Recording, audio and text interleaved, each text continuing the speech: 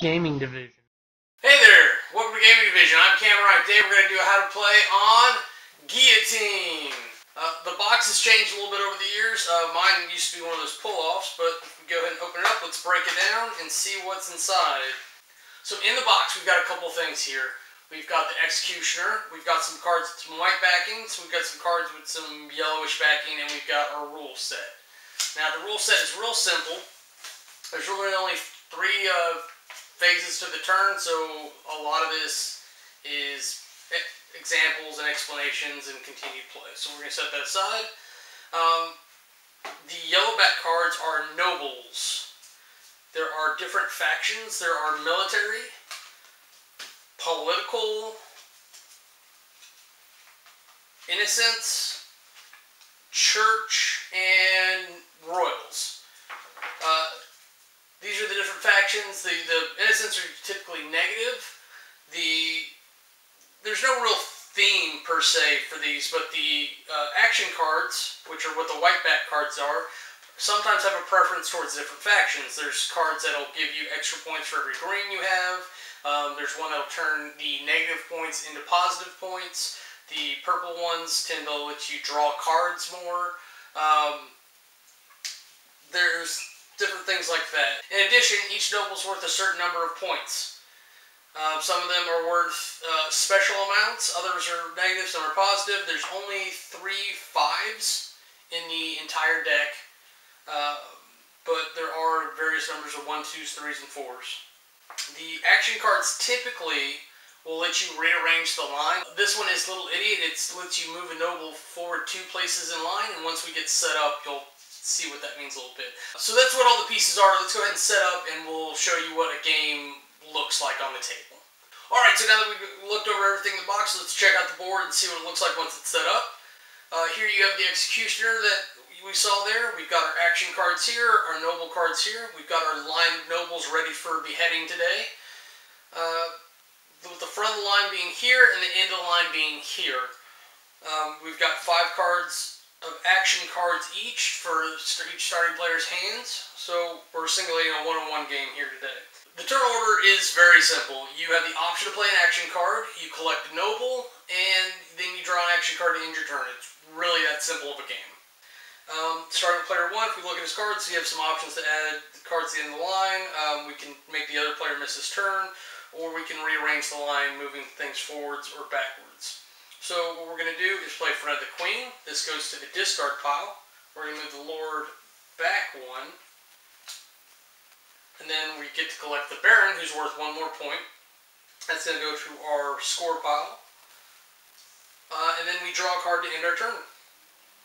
Double feature, that's actually a really good one because you get to collect an additional noble at the end of the turn. There's honestly not a lot of good options for player 2, so instead we're going to opt out of playing an action card and we're just going to collect the Lord. That's going to go to his score pile. And he has the ability that says draw an additional action card at the end of your turn after you collect this noble. So what we're going to do is when we go to end our turn, we normally draw 1 action card, we're actually going to draw 2. And again, not great cards. Now normally we'd be all psyched to use this double feature or something for player 1, but the unpopular judge is at the front. No player may play an action card while the unpopular judge is at the front of the line. So he doesn't have any choice but to collect the unpopular judge and draw an action card to end his turn. So going back to player 2, not a lot of good options again, which is very, very strange that it's lining up that way, but that's okay. Things happen in this game. Let's look at political influence. Draw 3 additional action cards at the end of your turn. Do not collect a noble this turn. Given what is on the board, we're going to opt out again. We're going to collect the sheriff and draw a card. Oh, we've also got a double feature. Now, the Hero of the People, which is a negative point card, is worth -3, is at the front of the line. And you can do this if that helps you out at all, so you can track the front of the line. It's different for everybody. So now we're actually in a position where playing double feature would be a horrible thing. So we're going to play Little Idiot. Move a noble forward up to 2 places in line. So 1, 2. That puts the Callous Guard up front. We get to collect that. This goes to the discard pile. and we draw an action card to end our turn. So now we're at a tricky situation for this guy because we've got 3 negatives at the front of the line. So let's go ahead and do this. Hopefully that makes a little bit more sense. So player 2 is going to play Opinionated Guards. Rearrange the first 4 nobles in the line any way you wish. Callous Guards up front, that goes to the score pile. We now again have 3 negatives at the front of the line. Opinionated Guards goes to the discard pile. Draw a card.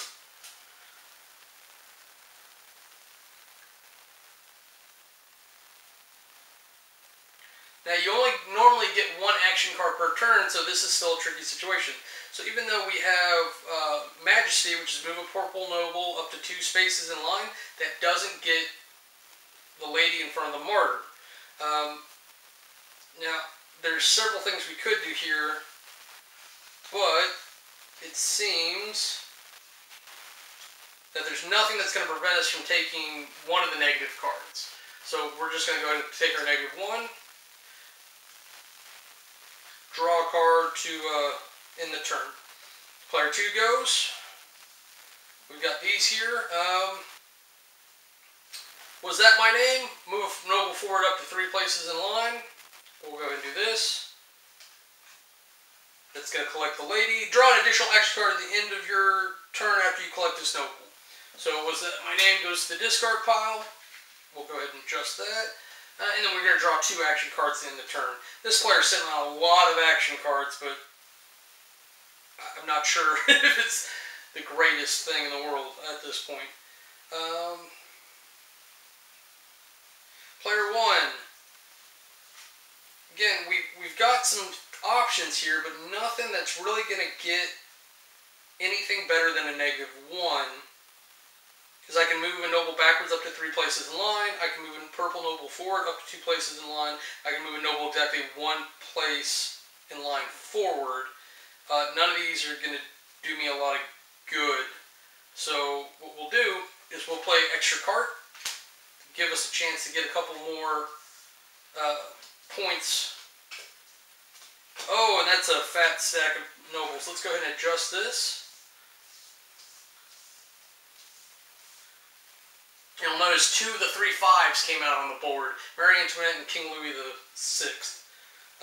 So extra cards in the thing. We're going to draw a card to end our turn and collect the martyr. A little out of order, but player 2's looking at things. To keep things simple-ish, we're going to go ahead and trip, which is move a noble backwards exactly 1 place in line, and you actually get to play another action card. We're going to go ahead and use milling the line. So randomly rearrange the first 5 nobles in line. So we'll just go ahead and shuffle them up. Unless you're a card counter.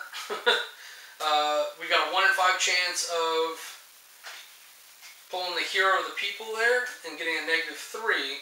But we've got a 2 in 5 chance of getting a 5. And with any luck, the other 5s will stay far enough away. Oh, it's the heretic. King Louis V. Coffer, Marie Antoinette. But fortunately, these are now split up. And we got a little bit of delay on the -3.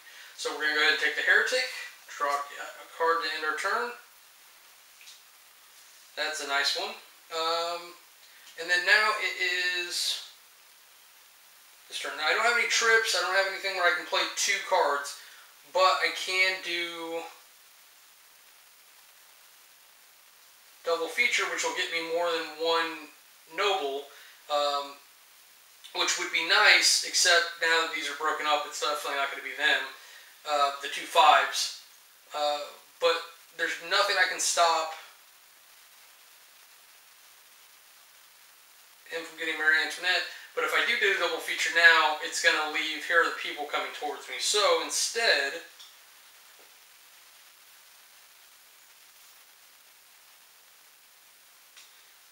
I'm going to play Stumble to move the hero of the people forward 1. Take King Louis V. Sorry, 16th. Take King Louis XVI. And then that leaves the Coffer, which is only worth 1 point in line. So we got to draw an action card to end our turn.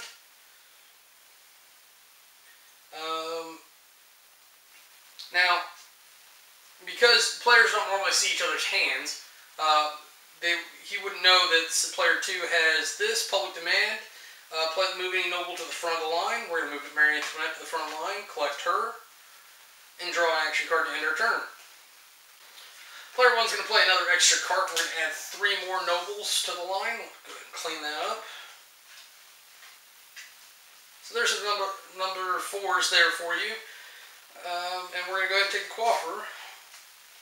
Draw a card to end her turn. Player 2 goes. We can play Trip.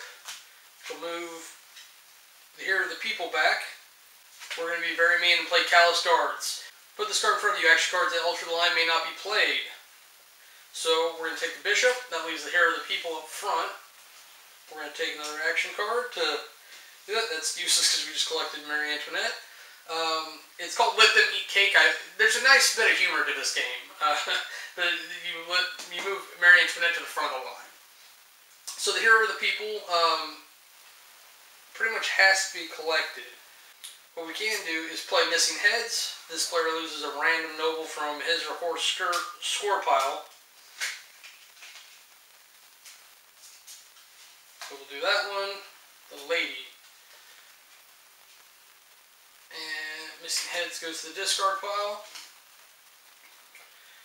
And we collect the Hero of the People. Drawing one there.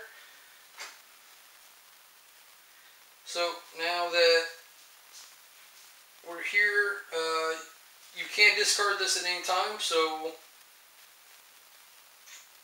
how are we going to do that? We are not. We're going to play Political Influence again.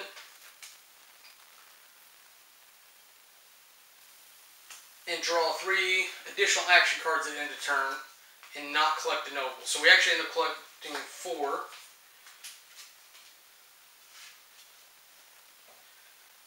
Now player 1 gets to go again. Again, I can't manipulate the line, but it doesn't stop me from playing double feature. So let me collect both of these, which is nice. And of course he couldn't see that I would have done that. Collect a card to end the turn. And then there's not really a whole lot to do with what's left for player 2. So we're going to play Tough Crowd, which is -2 points to him, and collect the region. Now that's 1 round. You do 3 rounds of that. Each round is called a day. This is a super fun game. It's super quick. It's very easy to pick up. It's accessible. You can play 3 rounds if you want to go another 2 rounds, as long as you have the nobles for it. You might want to buy a second game and mix them together to have enough nobles for that if that's what you want to do. But this is designed to be a short, quick game. Those 3 rounds don't always last very long. There are a couple cards that will end the round early, so you may have like 2.5 rounds. You may have 2 rounds because you have 1 full round and the next 2 get shortened. This game can go very fast. There's good strategy to it, and it's very much about counting and predictive movement. So I can definitely recommend this. Just for fun, let's go ahead and count up the points so I can show you how that would work. Any of the cards, the action cards that are in their hands or in play that do not give you points or take away points are discarded. There are a couple things like civic support to give you extra point for each green noble you have. None of that got out on the board. Church support does blue, but Tough Crowd is here. So let's count up player 1. We'll go ahead and put these in some sort of order.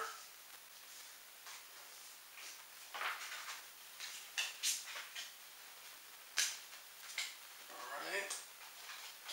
Those will cancel each other out. And those will cancel out each other. So a lot of negatives, so a lot of things got canceled out. So the Palace Guard is worth as many Palace Guards as you have. So he is only worth 1 point right now. So that's 5, 10. 10 points for player 1. Let's go ahead and look at player 2.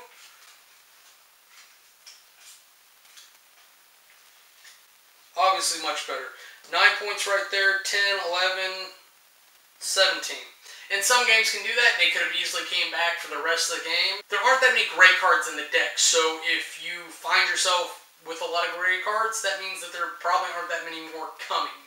And there is one card that will turn your gray cards into positive points, so there's that ability. You're never truly hampered. You have opportunities, but it is the luck of the cards as well. So you always have that hope that you could turn it around, and then it's really at the end that you count it up and you see what's what, because one card could make the difference for you in this game. Well, I hope that was fun for you. It was definitely fun for me. I'm going to try to keep doing these, and hopefully we'll get somewhere with it. But thanks for watching. That's game over. If you want to see anything else we're up to, go ahead and click the annotations, and they'll take you to our other channels.